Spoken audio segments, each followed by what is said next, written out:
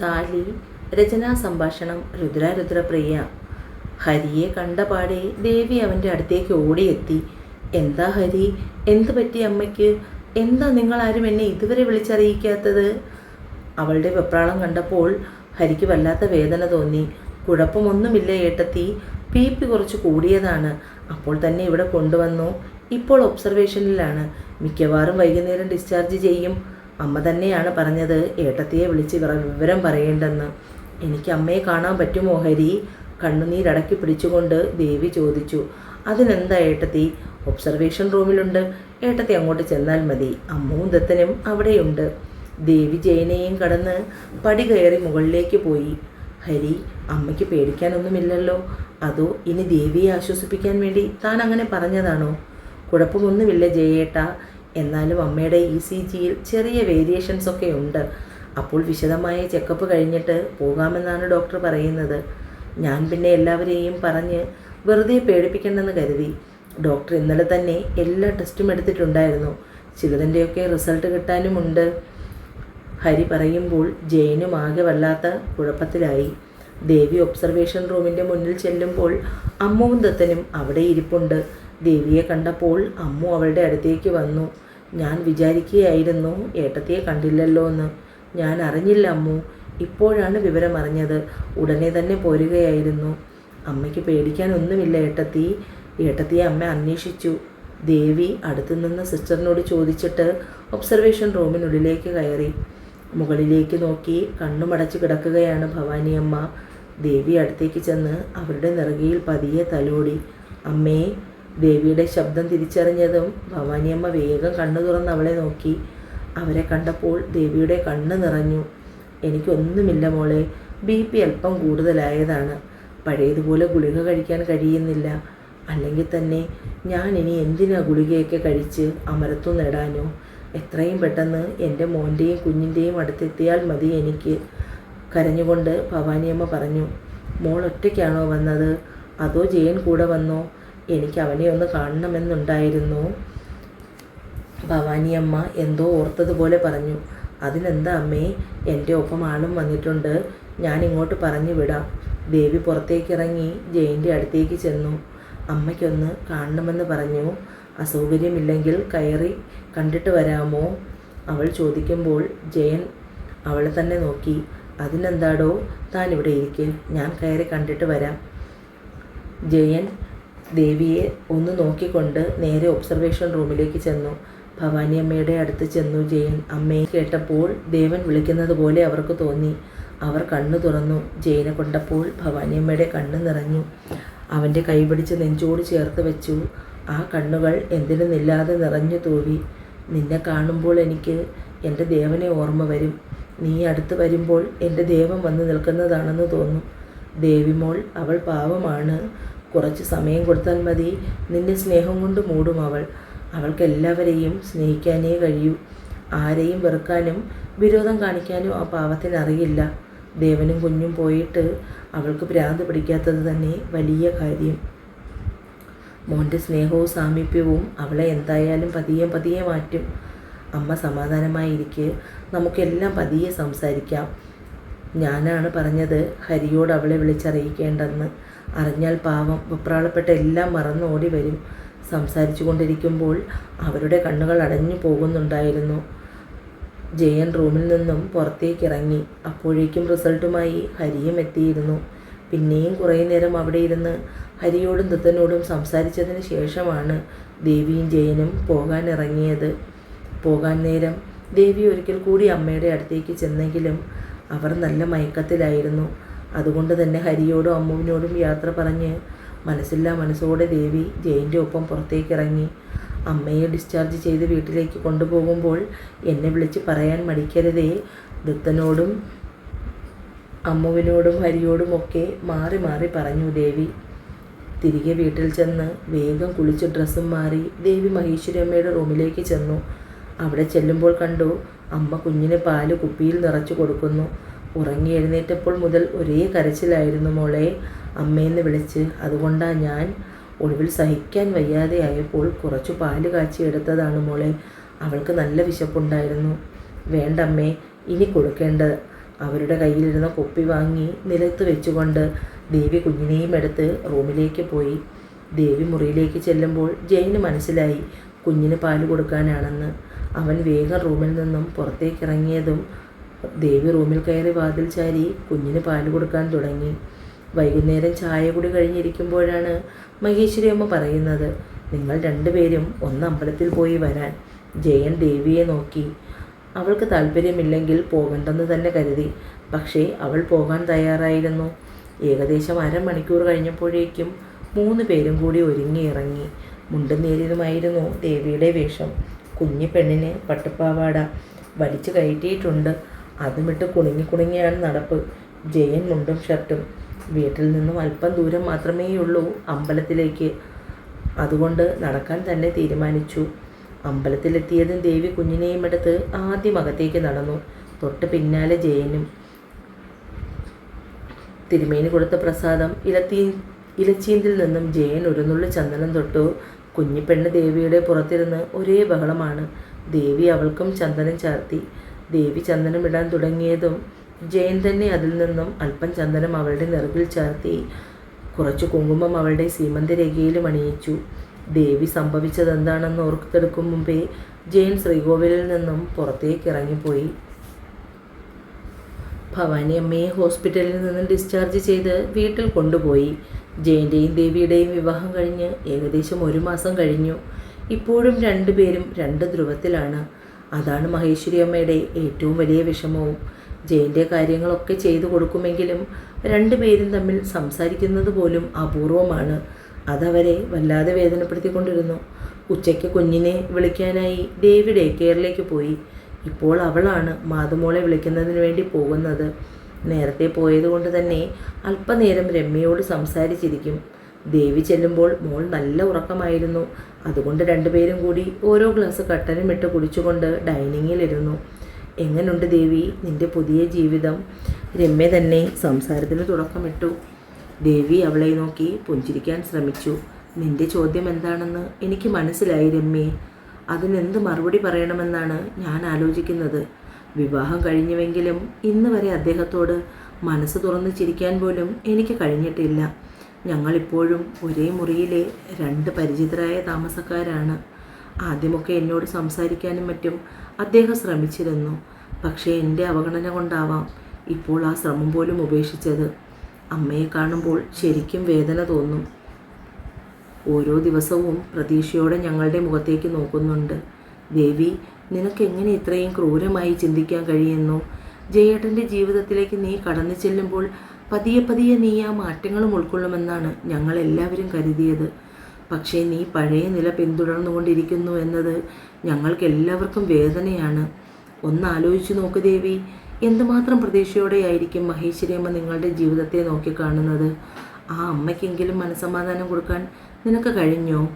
അവളുടെ ചോദ്യങ്ങൾ കേട്ടപ്പോൾ ദേവിക്ക് മറുപടിയില്ലായിരുന്നു. ദേവേട്ടനെയും മോനെയും എത്രമാത്രം നീ സ്നേഹിച്ചിരുന്നുവെന്ന് ഞങ്ങൾക്കാർക്കും പറഞ്ഞു തരേണ്ട ആവശ്യമില്ല. ഞങ്ങൾക്കെല്ലാവർക്കും അതറിയാം. പക്ഷേ മരിച്ചുപോയവർക്ക് വേണ്ടി ജീവിച്ചിരിക്കുന്നവരുടെ മനസ്സമാധാനവും സന്തോഷവും നശിപ്പിക്കുന്നത് ശരിയല്ല.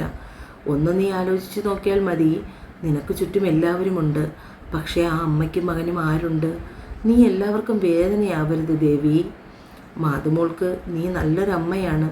ജയേട്ടനെ താലി കെട്ടിയ ഭാര്യയാണ്. പക്ഷേ ആ അവകാശത്തിൻ്റെ പേരിൽ ആ മനുഷ്യൻ ഇന്നുവരെ നിന്നോട് മോശമായ ഒരു വാക്കെങ്കിലും സംസാരിച്ചിട്ടുണ്ടോ? അയാളൊന്നും പറയുന്നില്ലെന്ന് കരുതി നീ ഒന്നും അറിഞ്ഞില്ലെന്ന് ഭാവിക്കരുത്. രമ്യ പറഞ്ഞ വാക്കുകൾ ദേവിയുടെ ഹൃദയം തുളയ്ക്കുന്നുണ്ടായിരുന്നു. നിന്റെ ചോദ്യങ്ങളെല്ലാം ന്യായമാണ് രമ്യയെ. അതിനുമൊന്നുള്ള ഉത്തരം എൻ്റെ കയ്യിൽ ഇതുവരെയും ഇല്ല. ഇനി ഉണ്ടാകുമോ എന്നും എനിക്കറിയില്ല. മോൾ ഉണർന്ന് കരഞ്ഞതും ദേവി അവളെ എടുത്ത് മാറോട് ചേർത്തു. കുഞ്ഞിനെയും കൊണ്ട് തിരികെ വീട്ടിലേക്ക് വരുമ്പോൾ മുഴുവനും അവളുടെ മനസ്സിൽ രമ്യ പറഞ്ഞ ചോദ്യങ്ങൾ ഓരോന്നും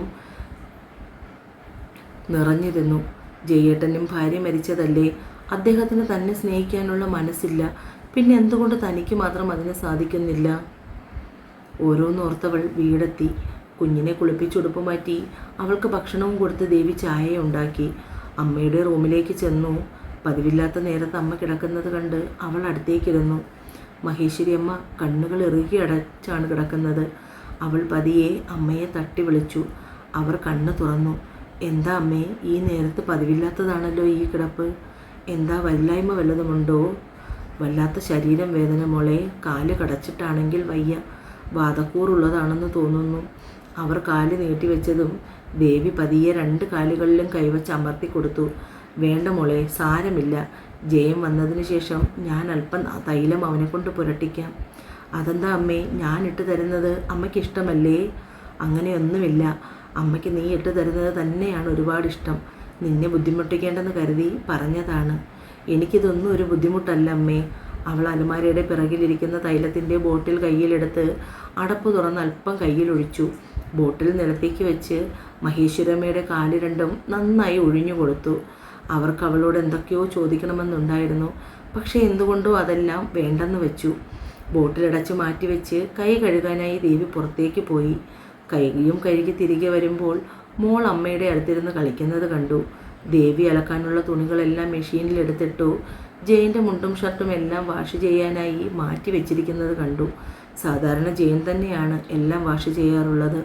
പക്ഷേ ഇത്തവണ ഓഫീസിൽ നിന്നും ഒഫീഷ്യൽ പ്രോഗ്രാമിനായി 3-4 ദിവസം പുറത്തു പോയിട്ടുണ്ടായിരുന്നു. അവിടെ നിന്നും കൊണ്ടുവന്ന ഡ്രസ്സുകളാണ് വാഷ് ചെയ്യാനായി മാറ്റിയിട്ടിരിക്കുന്നത്. ദേവി ആ ഡ്രസ്സ് കയ്യിലെടുത്ത് മെഷീനിലിട്ട് അലക്കി വിരിച്ചു. മേലും കഴുകി തുണിയും മാറി വന്ന് വിളക്ക് വച്ച് മാതുമോളെയും പിടിച്ചിരുത്തി പ്രാർത്ഥിച്ചു.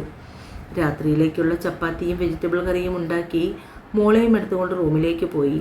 അവൾക്ക് കളിക്കാൻ കളിപ്പാട്ടം എടുത്ത് കൊടുത്തുകൊണ്ടാണ് തുണികളെല്ലാം മടക്കി കബോർഡിൽ ഭദ്രമായി വെച്ചത്. കുഞ്ഞിനെയും എടുത്ത് താഴെ എത്തുമ്പോഴേക്കും ജയൻ വന്നിട്ടുണ്ടായിരുന്നു. ഡ്രസ്സ് മാറാൻ മുകളിലേക്ക് കയറി പോകുമ്പോൾ ദേവി അവന് കുടിക്കാനുള്ള കട്ടനുമെടുത്ത് പിന്നാലെ ചെന്നു. അത് മേശപ്പുറത്ത് വെച്ച് തിരിയാൻ നേരം ജയൻ അതൊരു പൊതി അവളുടെ കയ്യിൽ ഏൽപ്പിച്ചു. ഓഫീസിൽ ഒരു സ്റ്റാഫിന് ഓൺലൈനായി ഡ്രസ്സിൻ്റെ ബിസിനസ് ഉണ്ട്. ആ കുട്ടി കൊണ്ടുവന്നതാണ്. എല്ലാവരും ഒരെണ്ണം എടുക്കാൻ പറഞ്ഞപ്പോൾ ഞാനും ഒരെണ്ണം എടുത്തു. തനിക്കിഷ്ടമാകുമോ എന്നറിയില്ല. ജയൻ ഫ്രഷായി വരുമ്പോൾ ദേവി ആ സാരി പൊളിച്ചു നോക്കുന്നുണ്ടായിരുന്നു. മഞ്ഞയിൽ ചുവന്ന പൂക്കളുള്ള ഭംഗിയുള്ള സാരി. മാതുമോളയും എടുത്തുകൊണ്ട് ജയൻ താഴേക്ക് പോയി. ദേവി ആ സാരി മടക്കി അലമാരയിൽ വെച്ച് പിന്നാലെ ചെന്നു. കുറച്ചു നേരം ടി വിയിൽ വാർത്ത കണ്ടിരുന്നു. അതിനുശേഷം എല്ലാവരും ചേർന്ന് ഭക്ഷണം കഴിച്ചു. കഴിക്കുമ്പോഴെല്ലാം ഇടയ്ക്കിടയ്ക്ക് ജയൻ്റെ കണ്ണുകൾ അറിയാതെയാണെങ്കിലും ദേവിയുടെ മേൽ വീഴും. പക്ഷേ അപ്പോഴെല്ലാം അവൾ മറ്റേതെങ്കിലും ലോകത്തായിരിക്കും. രാവിലെ ജയൻ നേരത്തെ എഴുന്നേറ്റ് കൊണ്ടുപോകാനുള്ള ബാഗ് പാക്ക് ചെയ്ത് വെച്ചു. ദേവി ഉണരുമ്പോൾ കാണുന്ന കാഴ്ച അതായിരുന്നു. അവൾ വേഗം കിച്ചണിൽ പോയി ജയനായി ഒരു ഗ്ലാസ് കട്ടൻ എടുത്തു വന്നു. ദേവി റൂമിനുള്ളിലേക്ക് കയറുമ്പോൾ ജയൻ ഇറങ്ങാൻ തുടങ്ങിയായിരുന്നു. അവൾ നീട്ടിയ ഗ്ലാസ് വാങ്ങാതിരിക്കാൻ അവനായില്ല. എവിടേക്കാ യാത്ര? തപ്പിത്തടഞ്ഞുകൊണ്ട് അവൾ അത്രയും ചോദിച്ചു. ജയൻ അതിശയം തോന്നി. ആദ്യമായാണ് ദേവി ഇങ്ങനെ ഒരു ചോദ്യം. അമ്മയൊന്നും പറഞ്ഞില്ല. വീണ്ടും ദേവിയുടെ ചോദ്യമെത്തി. അവൻ്റെ മറുപടി കാണാഞ്ഞപ്പോൾ, അമ്മയോട് ഞാൻ ഇന്നത്തെ യാത്രയെക്കുറിച്ച് ഇതുവരെ പറഞ്ഞിട്ടില്ല. പെട്ടെന്ന് തീരുമാനിച്ചതാണ്. പോകുമ്പോൾ പറഞ്ഞിട്ട് പോകാം. എത്ര ദിവസം കാണും? അറിയില്ല ദേവി. അവിടെ ചെല്ലുമ്പോൾ അറിയാൻ പറ്റും ബാക്കി കാര്യങ്ങൾ. എന്നാൽ ഞാൻ ഇറങ്ങട്ടെ. ഇപ്പോൾ തന്നെ ഫ്ലൈറ്റ് ലേറ്റായി. കുഞ്ഞിനെ കെട്ടിപ്പിടിച്ച് കവിളിൽ ചുംബിച്ച് ജയൻ റൂമിൽ നിന്നും പുറത്തേക്ക് ഇറങ്ങി. എവിടേക്കാ കുട്ടാ യാത്ര? അമ്മ കിടക്കയിൽ ചാരി ഇരുന്നു കൊണ്ട് ജയനോട് ചോദിച്ചു. അർജൻറ്റ് മീറ്റിംഗ് ഉണ്ടമ്മേ, ഡൽഹിയിൽ വെച്ചാണ്. 3 ദിവസമെന്നാണ് പറഞ്ഞത്. ചിലപ്പോൾ അതിൽ കൂടും. അല്ലെങ്കിൽ ഞാൻ 4-5 ദിവസം അവിടെ പ്രവീണിൻ്റെ കൂടെ കൂടും. മകൻ്റെ ശബ്ദത്തിലെ നിരാശ അമ്മ തിരിച്ചറിഞ്ഞു. എന്താ കുട്ടാ നിൻ്റെ ശബ്ദം വല്ലാതിരിക്കുന്നത്? എന്തെങ്കിലും വിഷമമുണ്ടോ? ഒന്നുമില്ലമ്മേ, അങ്ങനെ ഒന്നുമില്ല. അമ്മയ്ക്ക് വെറുതെ തോന്നുന്നതാണ്. അതൊന്നുമല്ല. ഞാൻ ഇന്നോ ഇന്നലെയോ നിന്നെ കാണാൻ തുടങ്ങിയതല്ലല്ലോ. എൻ്റെ മോനെ, അമ്മയോട് പറയ്. എന്താ നിൻ്റെ സങ്കടം? അയാൾക്ക് എന്നെ ഉൾക്കൊള്ളാൻ കഴിയില്ലമ്മേ ഒരിക്കലും. ഒരു വീട്ടിൽ തന്നെ അപരിചിതരെ പോലെ കഴിയുന്നതിലും ഭേദം ഒന്നും വേണ്ടായിരുന്നു എന്ന് തോന്നുന്നു. എന്നോട് സംസാരിക്കുന്നത് തന്നെ അയാൾക്ക് ഭയമാണ്. എൻ്റെ സാമീപ്യവും മറ്റും അയാളെ വല്ലാതെ അസ്വസ്ഥമാക്കുന്നുണ്ട്. കുട്ടാ, നീ ഒളിച്ചോടുകയാണോ? മകൻ്റെ അത്രയും സങ്കടം നിറഞ്ഞ സംസാരം കേട്ടപ്പോൾ മഹേശ്വരിയമ്മയ്ക്ക് വേദന തോന്നി. മഹേശ്വരിയമ്മയുടെ ചോദ്യത്തിന് മുന്നിൽ ജയൻ ഒരു വേള പതറിപ്പോയി. അങ്ങനെ ചോദിച്ചാൽ അതിനുള്ള മറുപടി എനിക്കറിയില്ല. ഞാൻ എന്തായാലും 4-5 ദിവസം വൈകും അമ്മേ. മോൾക്ക് പിന്നെ അയാൾ മതി. എന്തെങ്കിലും ഉണ്ടെങ്കിൽ അമ്മ എന്നെ വിളിച്ചാൽ മതി. അയാളുടെ കയ്യിൽ എൻ്റെ നമ്പർ കാണില്ല. വെറുതെ അത് ചോദിച്ച് അയാളെ വിഷമപ്പെടുത്തണ്ട. റൂമിൽ മുന്നിൽ നിൽക്കുന്ന ദേവി എല്ലാം കേൾക്കുന്നുണ്ടായിരുന്നു. ജയൻ്റെ ശബ്ദത്തിലെ വേദന അവളെ വല്ലാതെ സങ്കടപ്പെടുത്തി. പെട്ടെന്ന് അവൾ അവിടെ നിന്നും പുറത്തെ ഡോർ തുറന്ന് വെളിയിലിറങ്ങി. ജയൻ പോയിട്ട് 2 ദിവസമായി. അവിടെ എത്തിയ അന്ന് തന്നെ വൈകുന്നേരം അമ്മയുടെ ഫോണിൽ വീഡിയോ കോൾ വിളിച്ച് മോളുമായി എന്തൊക്കെയോ സംസാരിക്കുന്നുണ്ടായിരുന്നു. ദേവിയുടെ മൗനം മഹേശ്വരി അമ്മ ശ്രദ്ധിക്കുന്നുണ്ടായിരുന്നു. പക്ഷെ അവളെ മനഃപൂർവ്വം വേദനിപ്പിക്കേണ്ടെന്ന് കരുതി അവർ ഒന്നും ചോദിക്കാൻ നിന്നില്ല. 4-5 ദിവസത്തോളമായി ജയൻ പോയിട്ട്. ഇടയ്ക്കിടയ്ക്ക് മോൾ അച്ഛനെ അന്വേഷിക്കും. താൻ കാരണമാണല്ലോ ജയൻ കുഞ്ഞിൽ നിന്ന് പോലും അകന്നു നിൽക്കുന്നതെന്ന ചിന്ത ദേവിക്ക് വിഷമം തന്നെയായിരുന്നു. എൻ്റെ കൈ അറിയാതെ താലിയിൽ മുറുകി. ഈശ്വര, ആപത്തൊന്നും വരുത്തരുതേ. ജയൻ വാഷ്റൂമിൽ നിന്നിറങ്ങി വരുമ്പോൾ ഫോൺ റിങ് ചെയ്യുന്നു. കോൾ എടുത്തതും കട്ടായി. ദേവിയുടെ കണ്ണ് നിറഞ്ഞു തുളുമ്പിപ്പോയി. എന്താ ഫോൺ എടുക്കാത്തേ? പേടിച്ചതുപോലെ എന്തെങ്കിലും അപകടം സംഭവിച്ചു കാണുമോ? ശരീരത്തിൽ വിറയിൽ പാഞ്ഞു കയറി. തല കറങ്ങുന്നത് പോലെ തോന്നി. മൊബൈലും പിടിച്ചുകൊണ്ട് അവൾ ബെഡിലേക്കിരുന്നു. വിളിച്ച നമ്പർ സേവ് ചെയ്തിട്ടില്ലാത്തത് കാരണം ട്രൂ കോളറിൽ നോക്കി. ദേവി എന്ന് സേവ് ചെയ്തിരിക്കുന്ന നമ്പർ കണ്ടപ്പോൾ അടിവയറിൽ മഞ്ഞു പെയ്യുന്ന പോലെ സുഖം. ജയൻ വേഗം തിരികെ വിളിച്ചു. കയ്യിലിരുന്ന മൊബൈൽ റിങ് ചെയ്തു. ദേവി നോക്കുമ്പോൾ ജയനാണ്. പെട്ടെന്ന് കോൾ അറ്റൻഡ് ചെയ്തു. ഹലോ ദേവി. ജയൻ്റെ ഒച്ച കാതിൽ തുളഞ്ഞു കയറി. ഹൃദയം അനുസരണയില്ലാതെ മിടിക്കാൻ തുടങ്ങി. ഹലോ ദേവി. മൂളൽ മാത്രം. എന്താ താൻ വിളിച്ചത്? എന്തെങ്കിലും ബുദ്ധിമുട്ടുണ്ടോ? ഇല്ല. അവിടെ കുഴപ്പമൊന്നുമില്ലല്ലോ. വാക്കുകൾ തപ്പിപ്പെറുക്കി ജയൻ വീണ്ടും ചോദിച്ചു. ഇല്ല. ജയനും വാക്കുകൾ നഷ്ടപ്പെട്ടു. എന്ത് ചോദിക്കണമെന്നറിയാൻ വയ്യ. ഞാൻ മറ്റന്നാൾ വരും. അത്രയും പറഞ്ഞൊപ്പിച്ചു. അതിനും മറുപടിയില്ല. ഞാൻ വയ്ക്കുവാ ദേവി. ഫോൺ കട്ടാക്കി. ദേവി ദീർഘമായി നിശ്വസിച്ചു. മനസ്സിന് വല്ലാത്ത സമാധാനം തോന്നി. അവൾ വേഗം അടുക്കളയിൽ ചെന്ന് ജോലികളിൽ മുഴുകി. ജയൻ്റെ മനസ്സിൽ 1000 ചിത്രശലഭങ്ങൾ പാറിപ്പറന്നു. ദേവി തന്നെ വിളിച്ചിരിക്കുന്നു. അതവന് സന്തോഷം പകർന്നു. മഹേശ്വരി അമ്മയ്ക്കൊപ്പം അടുക്കളയിൽ നിൽക്കുകയാണ് ദേവി. മോള് കുട്ടനെ വിളിച്ചായിരുന്നോ? വിളിച്ചു. അത്ര മാത്രമേ മറുപടി പറഞ്ഞുള്ളൂ. വിളിച്ചെന്ന് കേട്ടപ്പോൾ തന്നെ അവർക്ക് സമാധാനമായി. അമ്മ, അച്ഛ. കുഞ്ഞിപ്പെണ്ണ് ചിണുങ്ങിക്കൊണ്ട് അടുത്തേക്ക് വന്നു. അച്ചോടാ, കുഞ്ഞിൻ്റെ അച്ഛൻ വരും. കുഞ്ഞിപ്പെണ്ണ് ചുണ്ടു ചുരുക്കി കരഞ്ഞു. മധുമോള് അവളെ വാരിയെടുത്ത് ചുംബിച്ചു. കരയല്ലേ മുത്തേ, അച്ഛ വരും. കുഞ്ഞിനെ മാറോട് ചേർത്ത് അവൾ റൂമിലേക്ക് പോയി. രാത്രിയിൽ വല്ലാതെ മോള് നിർബന്ധം പിടിച്ചു ജയനെ കാണുന്നതിനായി. ഒരു വിധത്തിൽ അവളെ സമാധാനിപ്പിച്ച് കിടത്തി ഉറക്കി. നല്ല ഉറക്കമായിരുന്നപ്പോഴാണ് ഡോർബെൽ മുഴങ്ങിയത്. ദേവി ലൈറ്റ് ഓണാക്കി സമയം നോക്കുമ്പോൾ ഏകദേശം 1 മണിയോടടുത്തു. അവൾ എഴുന്നേറ്റ് ഹാളിലെത്തി നോക്കുമ്പോൾ അമ്മയുടെ റൂം അടഞ്ഞു തന്നെ കിടക്കുന്നു. ഇപ്പോൾ രാത്രിയിൽ മരുന്ന് കഴിക്കുന്നത് കൊണ്ട് നേരത്തെ ഉറങ്ങും. ഒന്ന് സംശയിച്ചു. പിന്നെ 2 കൽപ്പിച്ച് വാതിൽ തുറക്കുന്നു.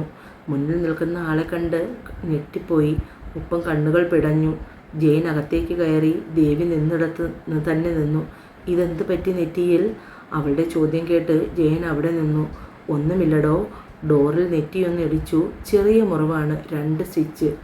ഒന്നും മിണ്ടിയില്ല ദേവി. കണ്ണുകൾ മാത്രം നിറഞ്ഞു തൂവി. താൻ വിളിച്ചില്ലേ അന്ന് രാവിലെ? ദേവി കരച്ചിലടക്കാൻ പാടുപെട്ടു. ദേവി, കുഴപ്പമൊന്നുമില്ലടോ, ചെറിയ മുറിവാണ്. അവളുടെ സങ്കടം കണ്ടപ്പോൾ അവൻ വീണ്ടും പറഞ്ഞു.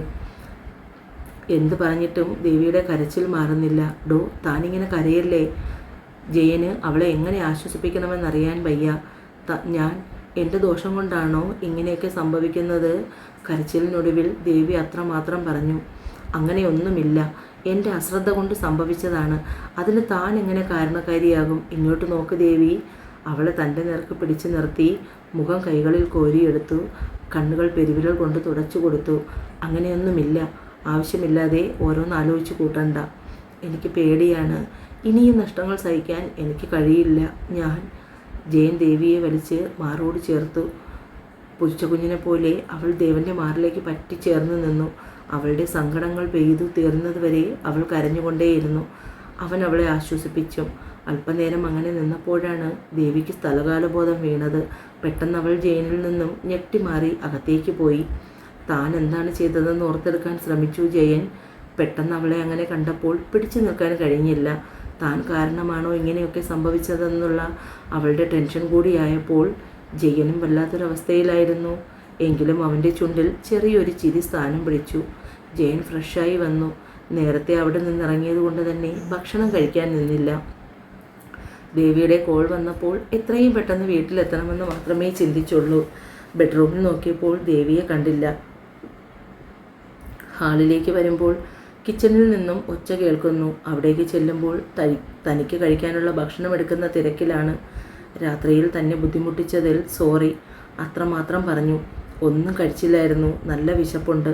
തന്നോട് എങ്ങനെ പറയുമെന്ന് വിചാരിച്ചിരിക്കുകയായിരുന്നു. അതിനവൾ ചിരിക്കുക മാത്രം ചെയ്തു. ദേവി പ്ലേറ്റിലേക്ക് അപ്പവും ഫ്രിഡ്ജിൽ നിന്നും എടുത്ത് ചൂടാക്കിയ കറിയും വിളമ്പി വെച്ചു. ഒരു ഗ്ലാസ് കട്ടനും ഉണ്ടാക്കി. അവൻ കഴിക്കുമ്പോൾ അപ്പുറത്ത് മാറി നിന്ന് നോക്കി. താൻ കഴിച്ചായിരുന്നോ? അതിനവൾ ചുമരിലെ ക്ലോക്കിലേക്ക് നോക്കി. ജയൻ അത് കണ്ടപ്പോൾ ചിരി വന്നു. നട്ടപ്പാതിരാത്രിയിൽ കഴിച്ചോ എന്ന് ചോദിക്കുന്നത്. അവൻ കഴിച്ചു മതിയാക്കിയപ്പോൾ ദേവി പ്ലേറ്റ് എടുത്ത് കിച്ചണിലേക്ക് നടന്നു. അത് വാഷ് ചെയ്തതിന് ശേഷം ലൈറ്റ് മണച്ച് റൂമിലേക്ക് പോയി. അവിടെ ചെല്ലുമ്പോൾ കണ്ടു ദിവാൻ കൂട്ടിൽ സ്ഥാനം പിടിച്ചിരിക്കുന്ന ജയനെ. ശരിക്കും അത് കണ്ടപ്പോൾ സങ്കടം തോന്നി. തലയിലെ മുറിവും വെച്ചുകൊണ്ട് അതിൽ കിടക്കാൻ ബുദ്ധിമുട്ടായിരിക്കുമെന്ന് അവൾ ഓർത്തു. ദേവി ഉറങ്ങിയെന്ന് കണ്ടതും ജയൻ പതിയെ അവളുടെ അടുത്തേക്ക് നോട്ടം എത്തത്തക്ക രീതിയിൽ ചരിഞ്ഞു കിടന്നു. അല്പം മുന്നേ നടന്ന കാര്യങ്ങളിലേക്ക് അവൻ്റെ മനസ്സ് അതിവേഗം സഞ്ചരിച്ചു. നെറ്റിയിലെ മുറിവ് കണ്ടപ്പോൾ അവൾക്കുണ്ടായ ഭാവവ്യത്യാസവും അവൻ്റെ മാറിൽ പറ്റിച്ചേർന്ന് നിന്നപ്പോൾ കൃത്യമായി അറിഞ്ഞതാണ് അവളുടെ ഹൃദയമിടിപ്പിൻ്റെ താളം. തനിക്കെന്തോ അപകടം പറ്റിയെന്നറിഞ്ഞപ്പോൾ ആ മനസ്സ് വേദനിച്ചു. അപ്പോൾ അവളുടെ മനസ്സിൽ തനിക്ക് സ്ഥാനമുണ്ട്. അത്രയും അറിഞ്ഞപ്പോഴേക്കും ജയന് സമാധാനമായി. രാവിലെ എഴുന്നേറ്റ് അമ്മയുടെ മുന്നിൽ ചെല്ലുമ്പോഴാണ് ജയൻ രാത്രി വന്നത് തന്നെ മഹേശ്വരിയമ്മ അറിയുന്നത്. അവൻ്റെ നെറ്റിയിലെ മുറിവ് കൂടി കണ്ടപ്പോൾ പിന്നെ കരച്ചിലുമായി. ദേവിക്കത് കണ്ടപ്പോൾ വല്ലാത്ത വിഷമം തോന്നി. അമ്മയിന് തന്നെ കുറ്റപ്പെടുത്തുമോ എന്നോർത്ത് അറിയാതെ അവളുടെ കണ്ണ് നിറഞ്ഞു. മഹേശ്വരി അമ്മ അത് കൃത്യമായി കാണുകയും ചെയ്തു. തുടരും.